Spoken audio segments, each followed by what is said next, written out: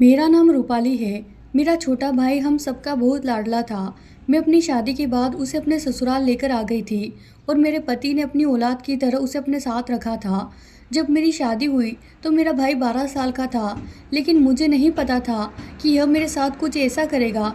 इसके बारे में मैंने कभी सोचा भी नहीं था, क्योंकि मेरा भाई तो हम 2 बहन भाई थे। मेरे माता-पिता नहीं थे। मैं नौकरी करती थी और अपने भाई के साथ रहती थी। मैं बहुत छोटी थी जब मेरे भाई के जन्म के वक्त मेरी माँ इस दुनिया से हमें छोड़कर चली गई थी और उसके बाद मेरे पिता भी हमें अकेला छोड़ गए थे। मैंने अपने भाई की परवरिश माँ की तरह की थी और उसे किसी चीज़ की कमी नहीं होने दी थी। मैं नहीं चाहती थी कि मेरी शादी हो, क्योंकि मैं उसे अकेला नहीं छोड़ना चाहती थी। वह भी बच्चा ही था, उसकी उम्र लगभग 9 साल थी। मेरे लगातार रिश्ते आ रहे थे, क्योंकि मैं बहुत ज़्यादा खूबसूरत थी। आस पड़ोस के लोग मिलकर मेरी शादी कराना चाहते थे, क्योंकि हमारा पड़ोस बहुत अच्छा था। उन लोगों ने मेरे भाई को पालने की जिम्मेदारी ले ली थी, लेकिन मैं दूसरों के भरोसे अपने भाई को छोड़कर नहीं जाना चाहती थी।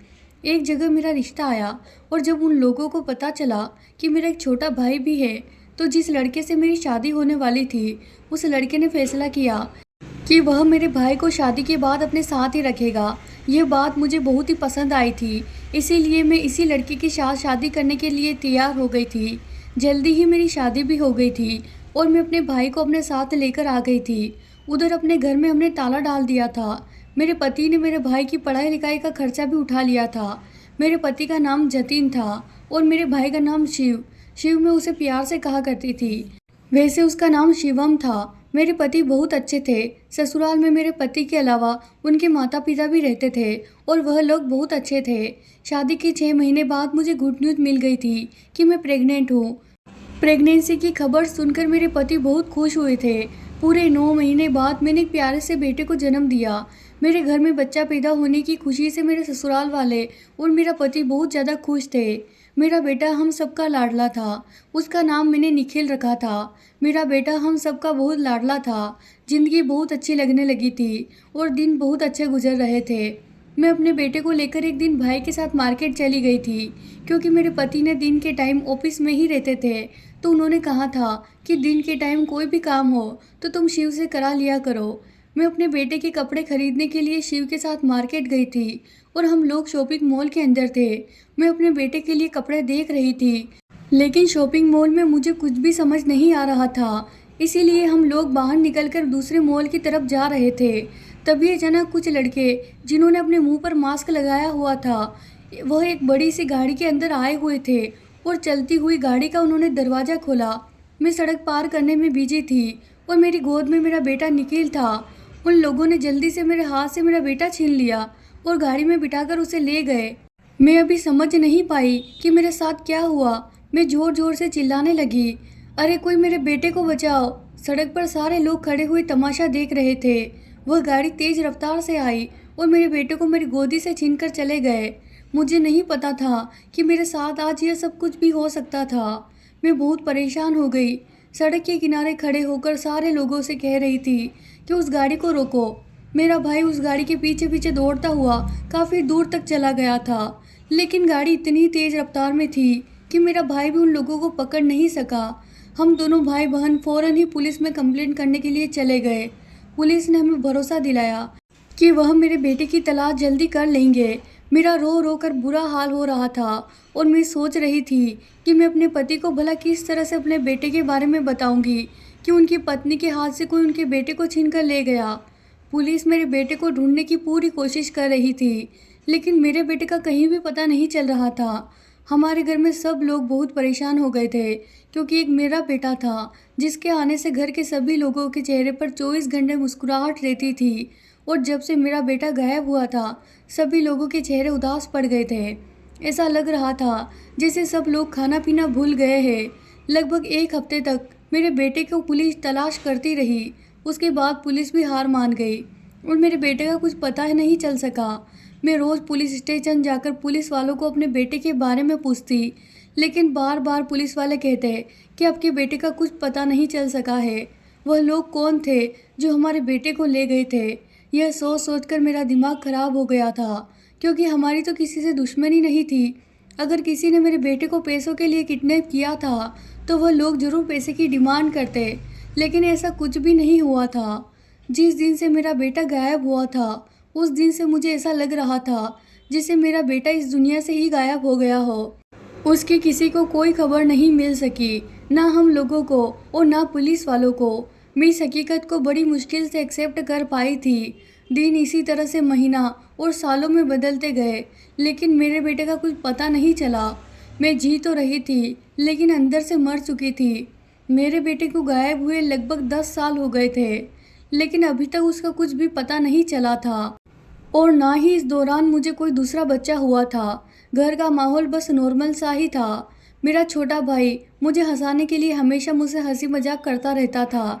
अब किसी के जाने से ज़िंदगी तो ख़त्म नहीं हो सकती, इसीलिए मैंने हकीकत एक्सेप्ट कर ली थी। और जब मैं खुद ठीक हुई तो मेरे घर वालों के चेहरे पर भी मुस्कान आ गई, क्योंकि मेरे बेटे के गायब होने से सब लोग जैसे मुस्कुराना ही भूल गए थे। मेरा भाई भी अब जवान हो चुका था। मुझे नहीं पता था कि मेरा बेटा इस दुनिया में है या नहीं। मैं हर रात उन दरिंदों को बुरा भला कहती थी जिन्होंने मेरे बेटे को किडनैप किया था। वह दिन मेरी ज़िंदगी का सबसे मनहूस दिन था। मेरा भाई अब जॉब करने लगा था। उसकी बहुत बुरी आदत थी। वह हर हफ्ते मुझसे शर्त लगाता था। कहता था कि दीदी देखना, एक दिन हमारा निखिल घर ज़रूर वापस आएगा, वो हमें मिल जाएगा। और जब वह हमारे घर पर आएगा तो हमारे घर के हालात भी बिल्कुल ठीक हो जाएंगे। इन 10 साल में मेरे ससुर इस दुनिया को छोड़कर जा चुके थे और मेरी सास बेचारी अपने पति के गम में बहुत ज़्यादा बीमार रहने लगी थी। मेरा भाई मुझसे हंसी मजाक करने के लिए मुझसे शर्त लगाता था। उसका कहना होता कि संडे हमारा निखिल घर वापस आ जाएगा, लेकिन जब भी संडे आता मेरा बेटा वापस नहीं आता। और मेरा कहना होता कि ऐसा कभी नहीं हो सकता, वह इतने सालों में वापस नहीं आया तो तुम्हारी संडे कैसे आ सकता है। इसी तरह से करते करते ना जाने ऐसे कितने संडे निकल चुके थे और मेरा भाई मुझसे शर्त हार जाता। वह कहता कि दीदी अगर मैं हार गया तो मैं आपको शॉपिंग करने लेकर जाऊंगा। मुझे तो शॉपिंग के नाम से भी नफरत होने लगी थी, क्योंकि यह वही दिन था जिस दिन मेरा बेटा गायब हुआ था। उस दिन मैं घर से शॉपिंग करने का इरादा करके निकली थी। मैं तो अब अपने बेटे के घर आने की उम्मीद ही छोड़ चुकी थी, क्योंकि जब वह गायब हुआ था तब वह 1 साल का था। मुझे तो उसकी शक्ल भी याद नहीं, और क्या पता वह मुझे भी पहचान पाएगा या नहीं। लेकिन भगवान से प्रार्थना हमेशा करती हूँ कि मेरा बेटा मुझे मिल जाए। मगर मेरा भाई हमेशा शर्त लगाता रहता और मैं अब उसकी खुशी के लिए उसकी शर्त को मान लेती थी। जब वह शर्त हारता तो मुझे अपने साथ मार्केट लेकर जाता। मैं उस सड़क को देखकर उदास हो जाती थी, जिस सड़क को पार करते समय मेरा बेटा मेरी गोद से ही छीन लिया गया था। मेरी आंखों से आंसू आ जाते थे। मैं अपने भाई की खुशी की खातिर हमेशा उसके साथ शॉपिंग करने चली जाती थी, लेकिन मुझे शॉपिंग करने में वह मज़ा नहीं आता था जो पहले आया करता था। बस अब मैं फॉर्मेलिटी पूरी करने के लिए ही चली जाती। मुझे जो चाहिए होता मैं ऑनलाइन मंगा लेती थी, लेकिन मुझे बाजार जाना पसंद नहीं था। पर अपने भाई की खुशी की खातिर मैं खामोश रहती। मेरा भाई हर बार भले ही अपनी शर्त हार जाता, लेकिन जीत करके मुझे मार्केट ज़रूर लेकर आता। मुझे वह दिन याद आते थे जब मैं शादी करके घर में आई थी। मेरे पति ने मेरे साथ साथ मेरे भाई को भी एक्सेप्ट कर लिया था। इस दुनिया में बहुत कम लोग ऐसे होते हैं जो अपनी पत्नी का हर अच्छे बुरे वक्त में साथ देते हैं। मेरे पति ने मेरे हर अच्छे बुरे वक्त में मेरा साथ दिया था। उन्होंने मेरे भाई को न सिर्फ इस घर में जगह दी, बल्कि उसके लिए वह सब कुछ किया जो मेरे पिता जिंदा होते तो उसके लिए करते। मेरा भाई मुझसे बहुत प्यार करता था, मुझे अपने दिल की सारी बातें करता था। बल्कि वह मुझसे ही नहीं, अपने जीजू से भी सारी बातें शेयर करता था। वह मेरे पति को अपनी जीजू नहीं, बल्कि अपना बड़ा भाई ही समझता था। मेरे पति ने कभी भी मेरे भाई को किसी भी हरकत पर कोई एतराज़ नहीं किया था, और ना ही मेरे सास ससुर को मेरे भाई के मेरे ससुराल में आकर रहने पर कोई एतराज़ हुआ, बल्कि उन्होंने भी हमेशा मेरे भाई को अपना बेटा ही समझा। मेरा भाई उन दोनों को अपना माता पिता समझता था और उनका बहुत कहना मानता था, बल्कि मेरी सास की बहुत सेवा करता था। अभी कुछ साल पहले जब मेरी ससुर की मौत हुई थी तो मेरी सास बहुत ज़्यादा बिखर गई थी और वह बीमार रहने लगी थी। इधर मेरे दिल पर भी अभी मेरे बेटे का सदमा लगा हुआ था। मैं भी अभी अपने आप को संभाल नहीं पा रही थी और मेरे पति नौकरी करते थे। मेरे भाई ने मेरी सास और मुझे, हम दोनों को संभाला। मेरे पति को मेरे भाई पर बहुत ज़्यादा भरोसा था। कभी कभी मैं देखती कि मेरे पति बहुत ज़्यादा परेशान रहते हो, मुझसे कभी ज़्यादा बातचीत भी नहीं करते। मुझे लगता था कि शायद उन्हें भी अपने बेटे की याद आती होगी। भला मैं अपने बेटे की माँ थी तो वह भी तो उसके पिता थे। मैं कभी इस बात को वहम समझती तो कभी उनसे पूछने की कोशिश कर लेती, जतिन आपको क्या हुआ है? आप क्यों परेशान हो? क्या आपको भी मेरी तरह निखिल की याद आती है? मेरे पति कहते हैं कि माय डियर वाइफ, कुछ नहीं हुआ, मैं ठीक हूँ और मेरा बेटा तो मुझे हमेशा याद आता है। उसे याद करने का कोई टाइम नहीं है। मेरा बेटा जब पैदा हुआ था पूरे घर उसके आने से छेक उठा था। मेरा भाई तो उसे बहुत ही ज़्यादा प्यार करता था, मगर पता नहीं ऐसा क्या था कि मुझे अपने भाई की नीयत पर धीरे धीरे शक होने लगा था, क्योंकि मेरा भाई अब कुछ दिन से बहुत अजीब अजीब सी हरकतें करने लगा था। किसी से फ़ोन पर बात करता था तो बहुत चोरी छुपके बात करता था। मैं अगर उसे पूछती कि तुम किसी से बात कर रहे हो तो वो बातों को गोल गोल कर दिया करता था। मुझे लगा कि शायद उसका किसी लड़की के साथ अफेयर चल रहा है। मैंने उसे कहा कि बता दो अगर कोई लड़की है तो मैं खुशी खुशी उसके घर रिश्ता लेकर चली जाऊंगी, मुझे कोई एतराज़ नहीं है। लेकिन मेरा भाई साफ इनकार कर दिया करता था कि ऐसी कोई बात नहीं है। मगर फिर मेरा भाई ऐसी हरकतें क्यों कर रहा था? इन सब में एक बात यह बहुत अजीब थी कि मेरे पति और मेरा भाई दोनों ही एक दूसरे से नज़र चुराते थे। मैं भी उन लोगों को इग्नोर करते हुए अपने काम में बिजी रहती थी और भगवान से हमेशा प्रार्थना करती रहती थी कि मेरा बेटा जहाँ भी हो सही सलामत हो। मैं शायद अपने बेटे को इस तरीके से ही भूल जाती। भगवान मुझे अपने बेटे की जगह अगर कोई और बच्चा दे देता, लेकिन भगवान ने मुझसे यह खुशी भी छीन ली थी। मेरे बेटे के जाने के बाद मैं दोबारा कभी प्रेग्नेंट ही नहीं हुई। औलाद पहली हो या दूसरी, औलाद तो औलाद ही होती है। मैं हर रात रोती रहती। मेरे पति मुझे चुप करवाते और कहते कि हमारा बेटा हमें ज़रूर मिल जाएगा। मैं अपने पति से एक ही सवाल करती थी कि भला आपको अभी भी उम्मीद है कि हमारा बेटा हमें वापस मिल जाएगा, जबकि हमारे बेटे को गए इतने साल हो चुके हैं। जब से मेरा बेटा खोया हुआ था मेरी ममता रोज़ मेरे बेटे को पुकारती थी। मेरा भाई कहता था देखना हमारा निखिल जरूर घर वापस आएगा और कोई खुशखबरी भी लेकर आएगा। उसके आने से हमारे घर के हालात भी ठीक हो जाएंगे और आप भी बिल्कुल ठीक हो जाओगी, दोबारा से खुश रहने लगोगी और बिल्कुल सेहतमंद हो जाओगी। मेरे भाई की इस बात का क्या मतलब था, यह आज तक मुझे समझ नहीं आया था। भला वह किस खुशखबरी की बात करता था? मैंने उसे पूरी तरह से पागल समझना शुरू कर दिया था।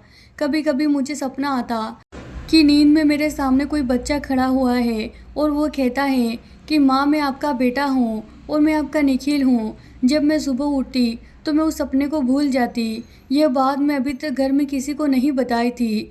शायद यह मेरी सबसे बड़ी भूल थी। रात का टाइम था, सब लोग सो रहे थे। यही लगभग रात के 2 बजे का टाइम होगा।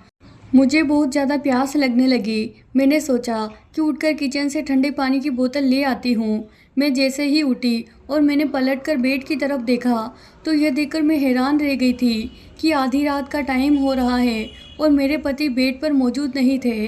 मैंने अपने पति को पूरे घर में ढूंढ लिया था, यहाँ तक कि मेरा भाई भी अपने कमरे में मौजूद नहीं था। उसके कमरे का दरवाज़ा खुला हुआ था और वह अपने बिस्तर पर मौजूद नहीं था। मैं देखने के लिए गई कि कहीं मेरे पति और मेरे भाई कमरे में तो नहीं चले गए। उन दोनों में से कोई भी मुझे पूरे घर में नज़र नहीं आ रहा था। मैं दबे पाँव छत पर भी देखने चली गई थी। छत पर भी उन्हें ना पाकर मुझे बहुत ज़्यादा हैरानी होने लगी थी। वो लोग छत पर भी नहीं थे और मुझे कहीं नहीं मिले। अभी कुछ ही मिनट गुजरे थे कि मुझे अपने घर के दरवाजे से किसी के बोलने की आवाज़ आने लगी। मैं यह जानने के लिए आखिर हमारे दरवाजे पर कौन बोल रहा है, मैंने चलना शुरू कर दिया और हमारे घर के गेट में एक छोटी सी खिड़की लगी हुई थी। मैंने उसे खोलकर बाहर देखा तो यह देखकर मेरे होश उड़ गए कि वहाँ पर एक आदमी मौजूद है जो बहुत ज़्यादा जख्मी हालत में है। उसे काफ़ी चोट लगी हुई है, वह दर्द से बुरी तरह से रो रहा है। मैंने उसे देखकर अपने मुंह पर हाथ रख लिया और फिर कुछ सोचकर उसे बड़ी खामोशी से अपने घर के अंदर बुला लिया और मैंने उसे बिठाया और उसके जख्मों पर पट्टी करने लगी। मैं पट्टी करते हुए उससे पूछने लगी कि तुम कौन हो और तुम्हारी यह हालत किसने की है? तो उसने मुझे कहा कि मुझे गिलास पानी पिला दो। उसने मेरे किसी भी सवाल का जवाब नहीं दिया। मैं पानी लेने के लिए जैसे ही अपने घर के अंदर गई और पानी लेकर वापस आई तो यह देखकर हैरान रह गई, जिस जगह पर मैंने उस आदमी को बिठाया था वो वहाँ से भाग गया था और वह अपनी जगह पर एक लेटर छोड़कर गया था। मैंने जैसे ही उस लेटर को खोलकर पढ़ा तो मेरे पैरों तले से ज़मीन निकल गई। उसमें लिखा हुआ था कि अगर तुम अपने बेटे को हासिल करना चाहती हो तो तुम्हें अपने भाई को मेरे हवाले करना होगा। बस उसमें इतनी सी बात लिखी हुई थी और मैं यह सोच सोच कर परेशान हो रही थी कि यह आदमी आखिर कौन था। मैं उस आदमी की शक्ल ठीक से देख नहीं पाई थी क्योंकि उसका चेहरा बुरी तरह से जख्मी था और वह बार बार अपने चेहरे पर हाथ रख रहा था। अब हर रोज़ ऐसा होने लगा था। किसी न किसी तरह से हमारे घर में ही मुझे कोई ना कोई चिट्ठी मिलती और उसमें लिखा होता कि अपने भाई को मेरे हवाले कर दो तो तुम्हें तुम्हारा बेटा मिल जाएगा। भला मेरे घर में यह चिट्ठी कौन रख रहा था? यह सब सोच सोच कर मैं पागल होए जा रही थी। मेरा पति, मेरा भाई या फिर मेरी सास, क्योंकि हम 4 लोग ही थे इस घर में और यह चिट्ठी हर बार मुझे ही क्यों मिलती थी? स्पेशली यह चिट्ठी कोई मेरे लिए ही लिख रहा था। मैं किचन में खाना बनाने जाती तो मुझे मसाले के डिब्बे में मुझे चिट्ठी मिल जाती और कभी मैं छत पर कपड़े सुखाने जाती तो छत की सीढ़ियों पर चिट्ठी रखी हुई होती थी और हर चिट्ठी में एक ही बात होती थी। मेरी सास तो बहुत ज़्यादा बुरी हो गई थी। वह कमरे से बाहर तक नहीं निकलती थी। मेरे पति और भाई वह दोनों नौकरी पर निकलते तो रात को ही घर वापस आते थे। उस रात मेरे पति और भाई कहाँ गए थे यह भी बात पता लगाना चाहती थी क्योंकि जब वह आदमी जा चुका था तो मैं उस चिट्ठी को लेकर अपने कमरे में चली गई और उसको पढ़ते पढ़ते रोने लगी थी। अपने बेटे को याद करने लगी थी और इसी वजह से मुझे गहरी नींद आ गई। सुबह जब मेरी आँख खुली तो मेरा पति बिस्तर पर मौजूद था। जब मैं उन्हें पूछा कि आप रात के टाइम पर कहाँ गए थे तो उन्होंने मेरी बात को इग्नोर कर दिया और फिर उस दिन के बाद से मेरे दिमाग से यह बात निकल गई। मुझे अब अपने बेटे की तड़प महसूस होने लगी थी। मैंने फैसला कर लिया कि मैं अपने भाई से इस बारे में बात करूंगी। मुझे नहीं पता था कि यह चिट्ठी वाला इंसान कौन है। मैं अपने भाई के पास गई और उसे पूरी बात बताई। वह भी मेरी बात सुनकर शौक रह गया। उसने कहा, ठीक है दीदी, मैं आपके बेटे की खातिर उस इंसान के पास चला जाऊंगा जिसे मेरी तलाश है, लेकिन वह कौन है? मैंने अपने भाई से कहा कि यह बात तो मुझे भी नहीं पता कि वह चिट्ठी रखने वाला इंसान कौन है।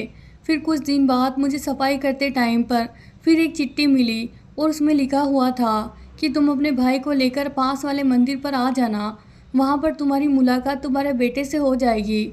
मैं अपने भाई को यह बात बता दी। मेरे भाई ने यह बात मेरे पति को भी बता दी। मेरे पति ने कहा कि ऐसा जाना ठीक नहीं है, शिव को जान का खतरा भी हो सकता है। मेरे भाई ने कहा, जीजू मुझे जान की कोई परवाह नहीं है, मेरा भांजा मिल जाना चाहिए, बस यही मेरे लिए काफ़ी है। हम सब लोग मिलकर मंदिर चले गए। वहां जाकर हमने चारों तरफ देखा, हमें कोई नज़र नहीं आ रहा था। कुछ देर इंतज़ार करने के बाद हमें वहां एक काले रंग की साड़ी में एक औरत नज़र आई। उसके साथ लगभग 10 साल की उम्र का बच्चा भी मौजूद था। मेरी आंखें भी चमक उठी थी। यह तो शायद मेरा बेटा है, लेकिन यह औरत कौन थी? मैंने तो इसे पहली बार देखा है। मैंने नोटिस किया कि मेरे पति के चेहरे का रंग अचानक उड़ गया। मेरे पति के चेहरे का रंग क्यों उड़ गया था, यह बात तो मेरी कुछ समझ में नहीं आई थी। वह औरत मेरे करीब आई और कहने लगी, यह लो तुम्हारा बेटा। मैंने उसे कहा कि तुम कौन हो? वह खामोश रही। उसने मेरी बात का कोई जवाब नहीं दिया, लेकिन मैं हैरान रह गई यह देखकर कि मेरे पति आगे बढ़े और उस औरत के मुंह पर जोरदार थप्पड़ मारा। मेरे पति ने कहा, अब यहाँ कोई बात नहीं होगी, हम लोग घर चलते हैं। मेरे तो कुछ समझ में नहीं आ रहा था कि यह सब क्या हो रहा है। अपने पति के कहने के मुताबिक हम सब लोग घर आ गए। घर जाते ही मेरे पति ने दरवाजे पर ही हंगामा करना शुरू कर दिया। मेरी सास कमरे से निकलकर बाहर आई और उन्होंने जब अपने बेटे को इतने गुस्से में देखा तो अपनी नज़रें नीची कर ली थी। दरअसल यह जो औरत थी यह कोई और नहीं बल्कि मेरे पति की बड़ी बहन थी। जी हाँ, इसके बारे में आज तक मुझे कुछ भी नहीं पता था। यह वही औरत थी जिसने मेरे बेटे को किडनैप करवाया था। मेरी सास के 2 बच्चे थे, जबकि हमें पता था कि मेरे पति अपने माँ बाप की इकलौती औलाद हैं। मेरी नंद ने काफ़ी सालों पहले भागकर अपनी मर्जी से शादी कर ली थी, जिसके बाद मेरे ससुर ने अपनी बेटी से सारे बंधन ख़त्म कर दिए थे और मेरे पति ने भी सोच लिया था कि उनकी बहन हमेशा हमेशा के लिए मर गई है। मेरी नंद ने भागकर शादी तो कर ली थी, लेकिन वो अपने ससुराल में खुश नहीं थी। धीरे धीरे उसकी शादी को 2 साल गुजर गए और अभी तक उसके यहाँ बच्चा पैदा नहीं हुआ था। 2 साल बाद मेरे पति की शादी मेरे साथ हो गई और मुझसे अपनी शादी के 6 महीने बाद ही गुड न्यूज़ मिल गई। मेरी नंद को मेरे घर की सारी बातें पता चलती रहती थी, क्योंकि मेरी सास अपनी बेटी से चोरी छुपके मिलती और उनसे कभी कभी फ़ोन पर बात कर लेती। मेरी नंद हमेशा अपना दुख अपनी माँ को बताती रहती थी, क्योंकि मेरी नंद की सास उसको इस बात के लिए बहुत ज़्यादा तंग करती थी। इसीलिए मेरी सास ने प्लान बनाया कि जब उनकी बहू बच्चा पैदा कर लेगी तो मौका देखकर मेरी नंद मेरे बच्चे को किडनैप करवा ले और वह मेरा बच्चा अपने साथ रख ले। इस तरह से उनकी सूनी गोद भी भर जाएगी और उसके ससुराल वालों का मुंह बंद हो जाएगा। मेरे पति ने तो मेरी नंद के घर से भाग जाने के बाद ही उसकी किसी भी तरह की खबर रखने की कोई कोशिश नहीं की थी, और आज इतने सालों बाद उसे देखकर मेरे पति सारी कहानी समझ गए थे, क्योंकि कई बार मेरी सास ने उन्हें कहा भी था कि बेटे अपनी बहन को घर बुला लो, उसकी सास उसे बहुत तंग कर रही है, उसके कोई बच्चा नहीं हो रहा है। जबकि मेरी नंद ने जिस लड़के के साथ शादी की थी वह बहुत ज़्यादा अमीर था। जिन लोगों ने मेरे बेटे को किडनैप किया था वह मेरी नंद के भेजे हुए किडनैपर थे। यह बात मेरी आज समझ में आई थी। उन्होंने अपनी बहू की गोद को उजाड़ कर अपने बेटी की गोद भर दी। मेरे पति को कुछ दिन पहले शक होने लगा था, क्योंकि जिस दिन वह आदमी जो बहुत ज़्यादा जख्मी था और अपनी जगह पर चीटी रखकर छोड़ गया था, मेरे पति और भाई ने उसे घर से निकलते हुए देख लिया था। वह कोई और नहीं बल्कि वही आदमी था जिसके साथ मेरी नंद की शादी हुई थी।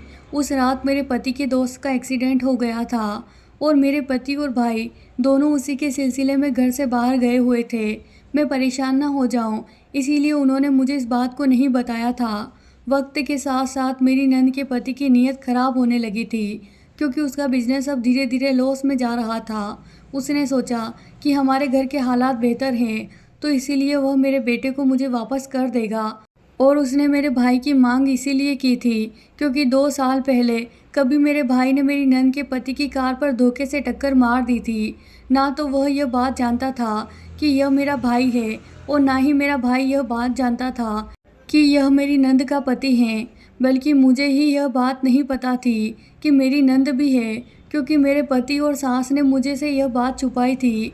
जब मेरी नंद के पति को पता चला कि शिव, जिसके साथ मेरी नंद के पति का 2 साल पहले बहुत बड़ा झगड़ा हुआ था, वह मेरे घर पर रहता है, तभी से उसने फैसला कर लिया कि बदले में मेरा भाई ले लेगा और उसे अच्छा मज़ा चखाएगा और मेरा बेटा मुझे वापस कर देगा।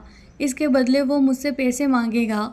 मेरी नंद को भी यह बात पता चल गई, तो उसने अपने पति का साथ देना शुरू कर दिया और अपनी माँ से कहा कि वह घर में चिट्ठी रख दे। यह चिट्ठी रखने वाला काम मेरी सास ही कर रही थी।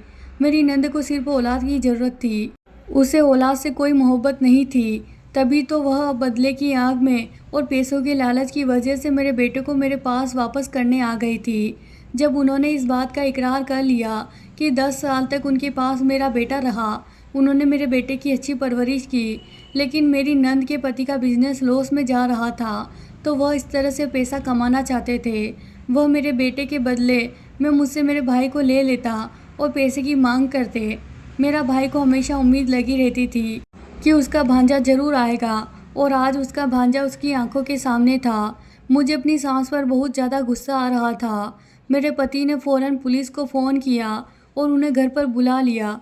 मेरी नंद का पति मेरे पति को धमकी दे रहा था कि उसकी पहुंच बहुत ऊपर तक है, लेकिन वो नहीं जानता कि भगवान की लाठी बहुत मजबूत होती है। जिस तरह प्लानिंग करके इन लोगों ने 10 साल तक मुझे बेवकूफ़ बनाया, इसके लिए मैं तो क्या, भगवान भी उन्हें माफ़ नहीं कर सकता। मेरे पति का तो अब रिश्तों पर से भरोसा उठ गया था। पुलिस घर पर आई तो मेरे पति ने उन सबको अरेस्ट करा दिया।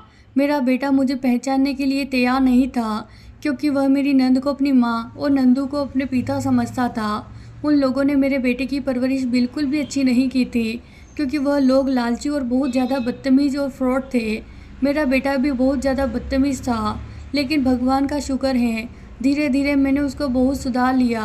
अब पुलिस ने मेरी नंद और नंदोई को किडनैपिंग के सिलसिले में अरेस्ट कर लिया और उन्हें सज़ा भी हो गई।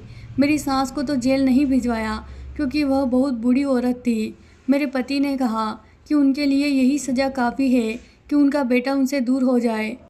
मैं, मेरा भाई, मेरा पति और मेरा बेटा, हम लोग यह घर छोड़कर दूसरे घर में शिफ्ट हो गए थे। मेरी सास अब उस घर में अकेली रहती है, मुझसे और मेरे पति से बहुत माफ़ी मांगती है, पर शायद मेरी सास के लिए यही सज़ा थी कि उनकी औलाद उनसे दूर हो जाए, क्योंकि एक दिन वह था कि उन्होंने मेरा बच्चा मुँह से दूर किया था। 10 साल बाद अपने बच्चे को देखा था, बहुत ज़्यादा रोती थी और बहुत खुश भी हुई थी। अब हम सब लोग बहुत खुशी-खुशी एक साथ रह रहे हैं और इस हादसे को अब काफ़ी साल हो गए हैं। तो प्यारे दोस्तों, ये थी हमारी आज की कहानी। कहानी पसंद आए तो इसे लाइक कीजिए और आपकी राय हमें कमेंट बॉक्स में ज़रूर बताएं। साथ ही दोस्तों, अभी तक आपने हमारे चैनल को सब्सक्राइब नहीं किया है तो प्लीज़ हमारे चैनल को सब्सक्राइब कर लें।